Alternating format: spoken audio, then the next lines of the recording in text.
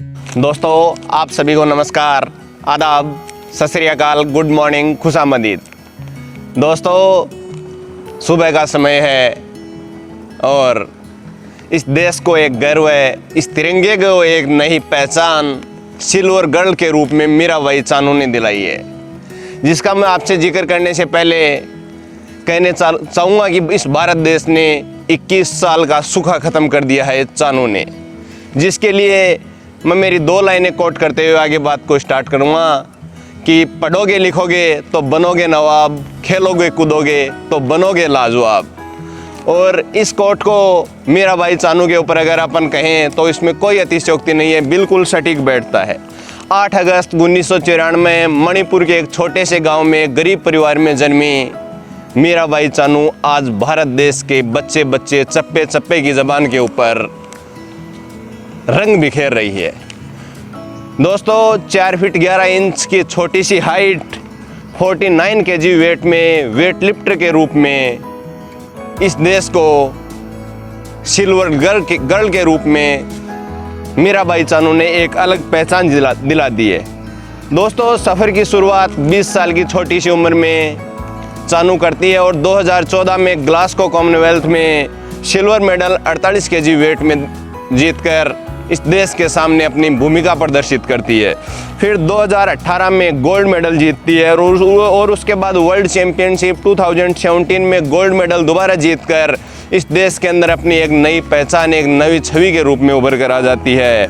दोस्तों मैं उसी मीराबाई चानू की बात कर रहा हूं जिसने एशियन चैम्पियनशिप 2020 में ब्रॉन्ज मेडल जीता था और अभी टोक्यो 2020 ओलंपिक का रिजल्ट आप सभी के सामने है। दोस्तों कौन है ये मीराबाई चानू? दोस्तों मीराबाई चानू ने 2007 में अपने सफ़र की शुरुआत की थी और आज वो सफ़र ओलंपिक एक सिल्वर मेडल के रूप में आपके सामने उभर कर आया है। दोस्तों बांस से वेट लिफ्टिंग करती थी मीराबाई चानू। उनकी परिवार की स्थिति इतनी दयनीय थी कि लोहे की एंगल उनको नहीं ला के दे सकते थे, वो बांस की लकड़ियों से वेट लिफ्टिंग करती थी मीराबाई चानू। ट्रेनिंग के लिए घर से 50 किलोमीटर दूर तक जाती थी मीराबाई चानू। उनके गांव में किसी भी प्रकार का कोई ट्रेनिंग सेंटर नहीं था, तो इम्फाल के अंदर वो ट्रेनिंग के लिए ट्रेन में दिल्ली से 50 से 60 किलोमीटर के डिस्टेंस के ऊपर जाकर वहाँ वेट लिफ्टिंग की तैयारी किया करती थी। दोस्तों संसाधनों के अभाव में खेल छोड़ने तक की नौबत आ गई थी मीराबाई चानू को, जिसको आज भारत देश के बच्चे बच्चे की ज़बान पे जो मीराबाई चानू नाम है। एक दिन उसकी पारिवारिक स्थिति इतनी दयनीय थी कि उनके पास संसाधनों की भी कमी थी, लेकिन उस टाइम एथेंस ओलंपिक के अंदर कुंजरानी देवी भारत की एक बड़ी वेट लिफ्टिंग के रूप में नाम उभर के आया था। उन्होंने उनकी सहायता की और आज उसका रिजल्ट आपके सामने है। दोस्तों पद्म श्री और राजीव गांधी खेल रत्न अवार्ड से भी 2018 में मीराबाई चानू सम्मानित हो चुकी है।